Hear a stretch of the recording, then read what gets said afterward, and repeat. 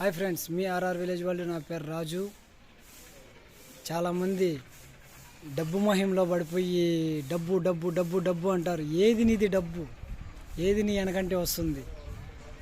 ఒక మంచి మనసున్న ఒక మంచితనం వస్తుంది నీ వెనకంటే తప్ప నీ డబ్బు నీ వెనకంటే రాదు. ఆ డబ్బే నీ ప్రాణం తీస్తుంది.